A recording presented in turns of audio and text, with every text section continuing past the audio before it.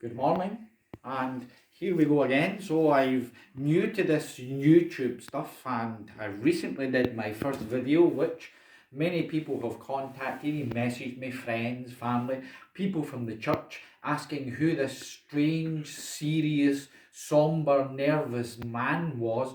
And I have to say, as I watched it back, I wasn't too sure myself. I don't think I recognised him, but I was reminded of a guy and my Scottish friends will recognise this instantly. There was an old comedian called Ricky Fulton, and he would be on, particularly at New Year, in a programme called Scotch and Rye, and he did a little sketch of the Reverend I.M. Jolly.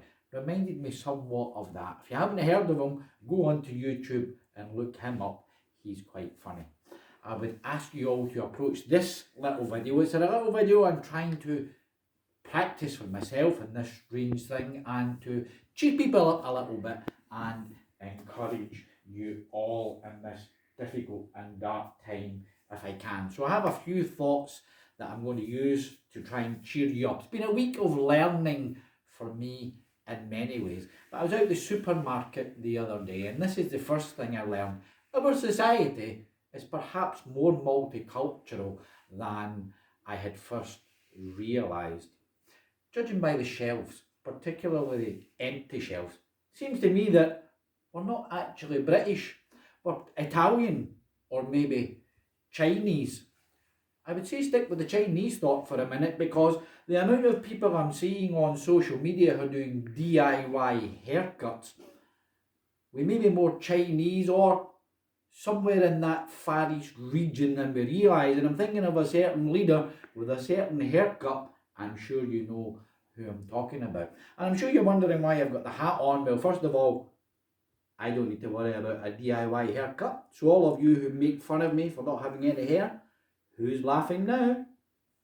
And also, as I was watching myself on that video, I was also reminded of the amount of times people see me with my hats on, with my shirts and ties and my different waistcoats, and they'll say, "Oh, I like your suit, Pastor. Oh, I like your hat. Oh, that's a cool hat." And I would always say, "Yeah, I'm trying to detract from my face." People laugh when I say that. But you know, if you passed by a mirror by accident first thing in the morning and saw this, you wouldn't be laughing so much. Another thing that I did notice about people in the supermarket, I think this is a little bit of good news, certainly for me, and perhaps some of you husbands will recognise this. Turns out that my wife is not the only person who can't make her mind up, because I listen to people, I watch people on social media and on the TV and such like, and they're complaining and whinging and moaning about how they're stuck in the house. You go down the supermarket and you watch them. The frustration is they wait in a queue. Oh, they're in a hurry to get up and down those aisles and get out of there. I can only assume to get back home. I'd like to give you a little thought. Calm down, people. Except for me, of course. Some of you have seen this. I'm going to show you why I can't calm down. And this is official. Can you see it? I can calm down. I'm the pastor.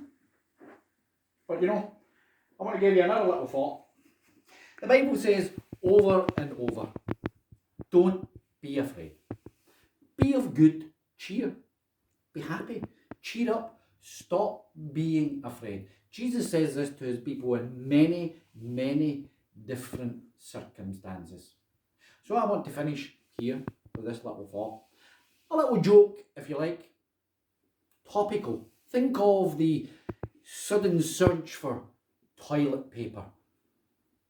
Now, I was once told this of an old preacher, and he was challenged by some young people in his church, and they said to him, "You're doing well, you're still going strong even at your age, but don't you think you should be able to get up there on a Sunday morning and preach without notes?"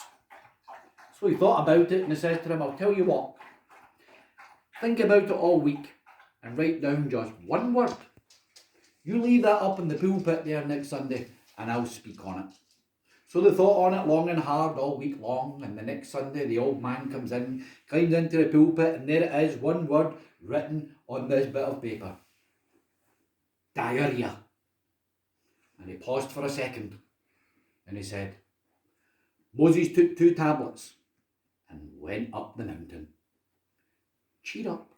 Be of good cheer. And don't worry so much about this suspected or feared recession either, because I suspect when all of this is over, and it will be over, chefs, DIY men, builders, tradesmen, etc., they won't be out of a job when we all realise in the next few weeks and months that we're not the gourmet chefs, cooks, builders, joiners, gardeners, or anything else that we thought we are. So calm down. Be of good cheer.